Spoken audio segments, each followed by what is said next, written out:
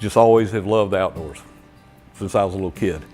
And we were actually looking for a place to build. We found this place and said, this is perfect, and this is what we've always wanted, to be in the saltwater in Charleston.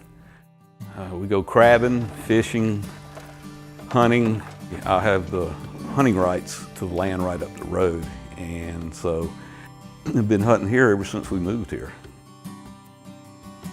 Well, me and some of my buddies were going hunting, and they went to their stands, and as I was getting into mine, I was around 21 feet in the air, and the step broke on my stand that I was using to pull myself into it.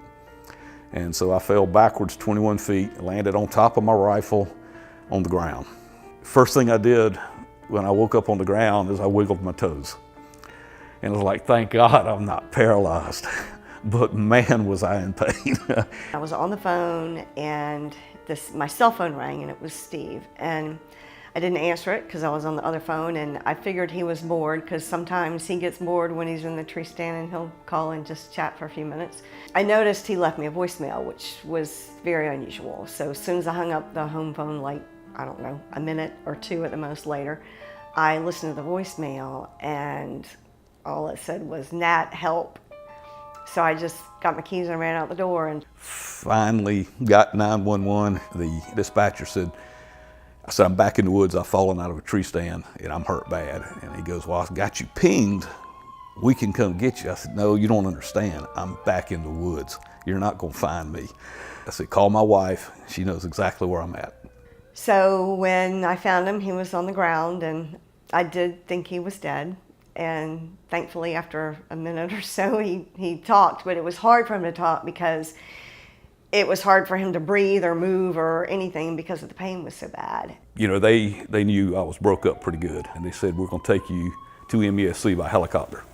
X-rayed me all over. I don't remember a whole lot about that, but I do remember when the doctor came in, he told me, he said, you have 10 bones broken in your back and 8 ribs, and started naming all this other stuff. And he said, you're lucky to be alive. The first 2 months after the accident were the worst. Anything I did, I couldn't lift more than 5 pounds. It was a struggle to do almost anything. To be honest with you, I thought my life was over as I knew it.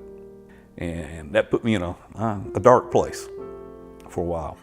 It was heartbreaking to see him in pain and to know what could have happened. So I just tried to be as supportive and understanding, and know in my heart that he's not Steve Chapman if he's not this determined and having these expectations and goals and not meeting them. That's just who he is, and that's what he's going to do.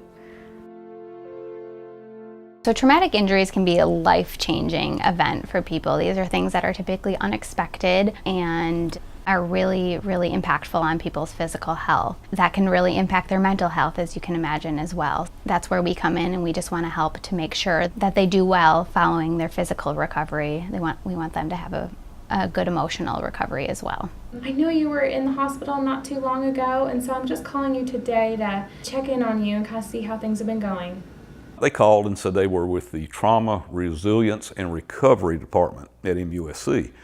And they wanted to talk to me about my injuries and how my mental state was and how my recovery was going. What we could do over the phone right now, if you have a couple minutes, is we have some questions we can ask you, just kind of see how you've been doing emotionally since you left the hospital. So the Trauma Resilience and Recovery Program is a program to accelerate the mental health recovery of traumatic injury patients. So we see that many patients develop PTSD, or post-traumatic stress disorder, and depression after they've experienced a traumatic injury. So our program aims to get them into treatment sooner than later.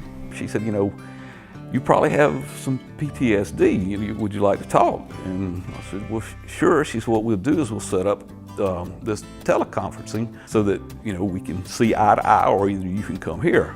I said, well, I'd much rather do it here than, drive into town to do it. So it was very, very convenient. One of the really cool things about the Trauma Resilience and Recovery Program is that they can actually participate in treatment through telehealth. And what that is that patients can just sit in the comfort of their home, especially if you have an injury, they might not have the same mobility and might not be able to get into a clinic or into an office. And so they can stay at home and complete therapy with our clinicians using their cell phone, using an iPad, tablet, anything, laptop. I do not believe I would have went downtown to do that. That's why I'm glad they were able to do it via the computer. So I think the unique aspects of this program is that we're able to reach so many patients that wouldn't necessarily engage in mental health treatment. So a lot of people don't even recognize that they might have these sort of symptoms or these sort of difficulties after they've gone through a traumatic injury, and they might just live their life like that, thinking that that's just how life is. But from our program, we're able to educate patients and let them know that, hey, this might be coming up, watch out for these things, and if it's happening, we can get a handle on it, and you don't have to live with those types of symptoms, and that we can get them treatment right away rather than, years down the road. It gave me some hope. I'm gonna tell you, the attitude is real important in getting over something and getting better. The first 2 months, my attitude wasn't real good because I was scared. I was real scared. As scared as I've ever been in my life. So it definitely helped me talking to someone. I guess their specialty is someone who's had severe trauma and how to get over it. And they checked on my progress, and you could tell every week my tone was better, my outlook was better, I was healing. I am able to do everything I could do before the accident. I can lift just as much weight, probably even more. It has not stopped me from doing any of the things I love to do. A lot of people who had the extent of those injuries never walk again. And so the Lord was looking out for me.